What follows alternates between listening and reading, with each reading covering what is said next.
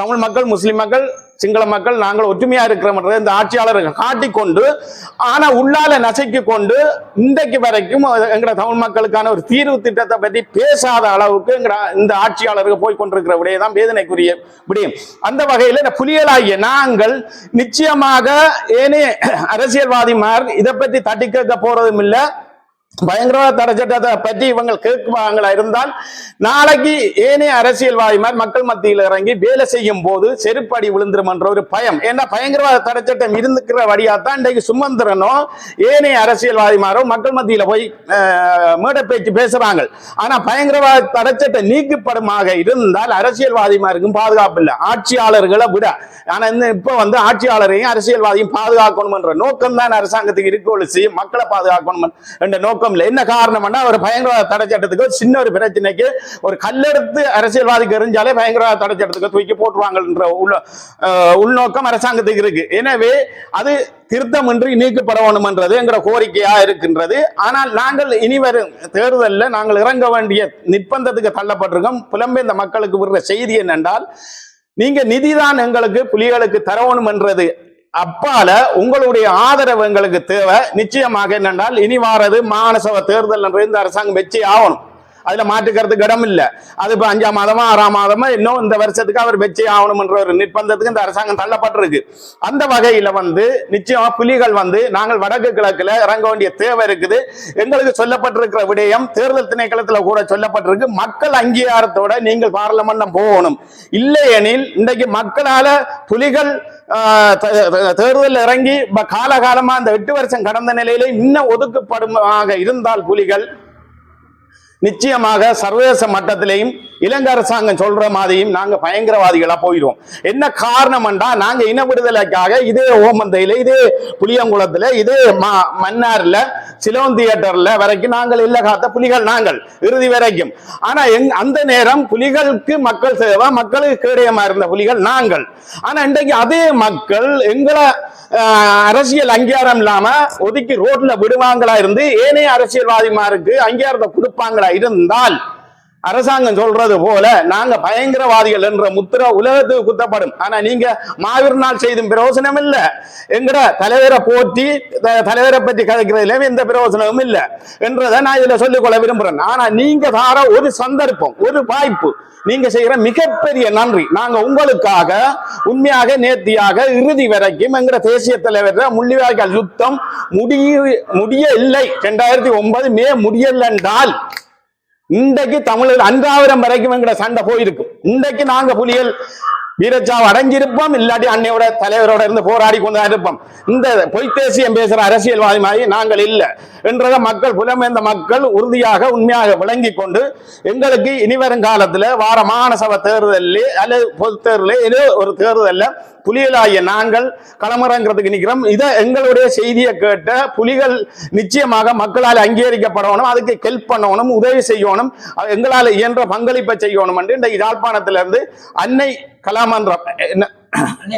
அன்னை கலாமன்றம் என்ற காரணர்ல இருந்து ஒரு டீம் ஒன்று சேர்ந்திருக்கு. இதே மாதிரி யாழ்ப்பாணத்துல இளைஞர் அணி எங்க முல்லைத்தீவுல இருந்து சேர்ந்திருக்கிறாங்க. அப்ப இந்த முறை இம்பராசான உங்களோட யூடியூப் பார்த்திருக்கோம், உங்களோட செய்தி பார்த்திருக்கு, புலிகளுக்கு ஒரு அங்கீகாரம் கிடைக்கும். நாங்க உங்களோட நின்று பிரச்சாரத்துல நிற்போம். நீங்க கட்டாயம் எலெக்ஷன்ல இறங்குறா சும்மா சாதாரணமான விஷயம் இல்லை. நாளைக்கு தானே போராட்டம் வந்தா நாங்க துவக்கத்தை வைட்டு போயிடுவோம். அந்த நேரம் எங்களுக்கு பொருளாதார பிரச்சனையை பற்றி சிந்திக்கல, எங்களுக்கு உடுப்பை பற்றி சிந்திக்க தேவையில்லை, சாப்பாட்டை பற்றி சிந்திக்க தேவையில்லை, அம்மா அப்பாவை பற்றியும் சிந்திக்க தேவையில்லை. எங்க அண்ணே மட்டும் இருந்தார், முழு சுமையை அவருக்கு கொடுத்தோம் தலைவர், அவர் பார்த்து கொண்டு இருந்தார். ஆனா இப்ப நாங்க இறங்கினா கணக்கு சுமை இருக்கு, பொருளாதார பிரச்சனை கட்டாயம் அரசியலுக்கு தேவை எங்களுக்கு. ஆக்கள் பொருளாதாரம் இருக்குமாண்டா நிச்சயமாக நாங்க தேர்தலில் வடக்கு இல்ல கிழக்கு இல்ல மேல் மாகாணத்துல கூட மலையத்துல கூட நாங்க தேர்தலில் நிக்கலாம். என்ன காரணம், மலைய போராளி எங்களோட இருந்த புனர்வாழ்வு பெற்ற போராளி இன்றைக்கும் கூப்பிட்டு கொண்டிருக்காங்க, இம்பராசா அங்க வாங்க நாங்க ஒத்துழைப்பு தருவோம்.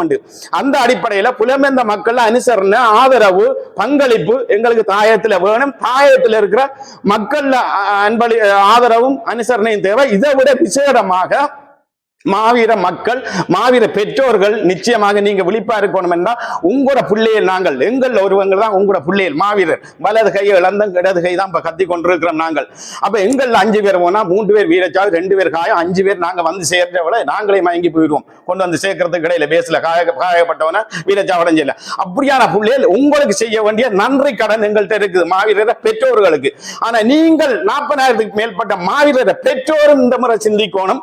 புலிகளை நீங்கள் முன்னுக்கு வர வச்சா தான் நிச்சயமா உங்களுக்கு நாங்கள் மிகப்பெரிய நன்றி கடனை செய்ய வேண்டிய தேவை இருக்குதுன்னு சொல்லிக்கொண்டு, உண்மையிலே புலிகளுக்கு நான் சில விஷயத்தை சொல்றேன். இது புலத்தில் இருக்கிற புலிகளுக்கும் தாயத்தில் உள்ள புலிகளுக்கும் புனர்வாழ்வு பெற்றிருக்கலாம், பராமரிக்கலாம். ஆனா நிச்சயமாக புலிகள் ஒன்று விளங்கிக் கொள்ளணும், நீங்க செய்யற மக்களை விட செய்யற மிகப்பெரிய துரோகம் போராளிகள். என்ன காரணம்னா நீங்கள் சரியா உறுதி இல்ல, உண்மை இல்ல, நேர்மை இல்ல, சத்தியம் இல்ல. நீங்க சத்தியபிராணம் எடுத்ததுக்கே துரோகம். உங்களோட வந்த மாவீரர் அத்தனை பேரும் வீரச்சாவு, நீங்க அத்தனை பேரும் புலத்திலையும் தாயத்திலையும் வாழ்ந்து கொண்டு மனைவி பிள்ளைகளுடன் சந்தோஷமா இருக்கிறீங்க. ஆனால் அன்றைக்கு நான் போறேன் ஒரு இடத்துக்கு போக முல்லத்தீவுல ஒரு அம்மா கேட்கிறேன், என்னுடைய மகனும் வீரச்சாவு 90ஆம் ஆண்டு. இன்றைக்கு இருந்தா உன்னப்பல மகன் உண்ட முகத்தை பார்த்த மாதிரி என்ன பொல பொலண்டு வடிவான ஒரு மகன் என்ற மகன் 90ஆம் ஆண்டு ஏதோ ஒரு பேர் அன்பண்ணையோட இருந்து வீரச்சாவு மல்லாத்துல மகன் எந்த வருந்தானே பெருமிச்சின விட்டு ஒரு மனுஷி அம்மா ஆள்றா முள்ளிய வலையில. அதே மாதிரி அவங்களுக்கு செய்ய வேண்டிய நன்றி கடன் தவறி நிற்கிறாங்க எங்கட புலிகள். அப்ப நீங்க உங்களை போராட கூப்பிட இல்லை, நாங்கள் ஆயுதம் தூக்க கூப்பிட இல்லை. ஜனநாயகத்திலே நீங்கள் வாங்க போராடுவோம். நாங்கள் அரசியலை கையில எடுக்காம விட்டா புலிகள், ஆனா அரசியல் எங்களை ஆளுது. இன்னைக்கு எங்களை மிதிக்குது, எங்களை ரோட்ல போட்டு அனாதரவாக்குது. ஆனா மீண்டும் எங்களை ஆயுதம் தூக்க வைக்குது இந்த அரசியல் அமைப்பு. ஆனா நாங்க தூக்க மாட்டோம், ஆயுதம் தூக்குற அளவுக்கும் இல்ல. ஆனா ஏழாண்டும் இல்ல, எங்களால இல்ல. வடக்குல இருந்து கிழக்கு வரைக்கும், கிழக்குல இருந்து வடக்கு வரைக்கும் நடையால 24 மணித்தியாளுக்கு திருவண்ணாமலையில பாப்போம், அங்க இருந்து 24 மணித்தியாலும் இங்க பாப்போம். எங்கள்கிட்ட நரி விளையாட்டு காட்ட தேவையில்லை. ஆனால் இனிமேல் ஜனநாயக ரீதியா நாங்க போராடுறதுக்கு புலிகள் கட்டாயம் ஒத்துழைப்பு. புலிகள் ஒதுங்கி நிக்காங்க. எத்தனை தளபதி மாற காப்பாத்துறதுக்காக எத்தனை போராளிகள் முன்னுக்கு போய் வீரச்சாவடைஞ்ச இன்னைக்கு அத்தனை தளபதி மாறும் இன்றைக்கு பேர் சொல்லக்கூடிய அளவுக்கு இன்றைக்கு இருக்கிறாங்க. அடுத்த நான் பேர் சொல்லுவேன். ஆனா நீங்கள் எல்லாம் ஒழிச்சிருந்துட்டு இனி வேண்டாம்னா மாவீரருக்கு என்ன பதில் சொல்ல போறீங்க? நாங்க மக்கள்கிட்ட கேட்கிறோம், எங்களுக்கு வாக்களியுங்க. நீங்க செய்யற மிகப்பெரிய நன்றி கடன் போராடினதுக்காக ஒரே ஒரு வாய்ப்பு, ஒரே ஒரு நன்றி கடன் செய்யுங்கட்டு மக்கள்கிட்ட கெஞ்சிரும். ஆனா புலிகள் போராளிகள் நீங்க என்ன செய்ய போறீங்க மாவீரருக்கு? அப்ப நீங்களும் சேர்ந்து வாங்க, நாங்க போராடுவோம். அரசியல்ல போராடி எங்க அங்கீகாரத்தை எடுப்போம். புலிகள் இல்லை என்றால் நீங்க ஒதுங்கி நிற்கும் பட்சத்துல நரிகள் முழுக்க புலிகளை ஆண்டு மக்களை ஆண்டு இன்னைக்கு எங்கட தேசியம் தமிழீழம் எல்லாத்தையும் வித்து கொண்டு போகுது. தேசிய தலைவர் 2004 உறுதியாக உண்மையாக நேர்த்தியாக சொல்ற, தமிழீழம் என்ற கோரிக்கையை கைவிட்டால் என்ன சாதாரணமான புலிகளை போராளியும் சுடலாம் என்ற ஊடக சந்திப்பு இன்றைக்கும் இருக்கு. ஆனா இன்றைக்கு தமிழ் தேசியம் பேசிக்கொண்டு சமஷ்டி பேசிக்கொண்டு புலம்பெயர்ந்த தேசத்திலே இந்தியாவிலையும் கைகோர்த்து கொண்டு நிற்கிற அரசியல்வாதிமா இருக்கலாம் பதில் அடி கொடுக்கிறதுக்கு போராளிகள் அத்தனை பேரும் தாயத்திலையும் புலத்தில் இருக்கிற போராளிகள் உங்களால இயன்ற பங்களிப்பை செய்யுங்க. உங்களோட குடும்பங்களுக்கு ஆதரவு கொடுக்க சொல்லுங்க. புலிகளுக்கு உங்களால் இயன்ற பங்களிப்பை செய்யுங்க. அதே டைம்ல தாயத்தில் உள்ள போராளிகள் நிச்சயமாக ஒன்று சேருங்க. புனர்வாழ்வு அளிக்கப்பட்ட விடுதலை புலிகளோட நாங்கள் ஜனநாயகத்தில் நிச்சயமாக மாகாண சபையில வென்று நாங்கள் எங்க மக்களுக்கான ஒரு தீர்வு திட்டத்தை அரசியல் ரீதியா அடிபட்ட நாங்கள் தான் மேசையில பேசணும். அடிபட்ட எதிரியும் நாங்கள் தான் பேசணும். பேசித்தான் தீர்வை பெறலாம். ஏனைய அரசியல்வாதி நம்பி நாங்கள் காலங்களும் கடந்து 77 வருஷங்களும் கடந்து இந்த 17 வருஷத்துக்கும் இதுவரைக்கும் ஒன்றும் செய்யாத அரசியல்வாதி மாதிரி இனிமேலும் செய்ய போறல எங்களுக்கு என்று சொல்லி கேட்டுக்கொண்டு இதுல இருந்து இந்த நேர ஊடக சந்திப்பிலிருந்து விடைபெறுகிறேன். அடுத்ததாக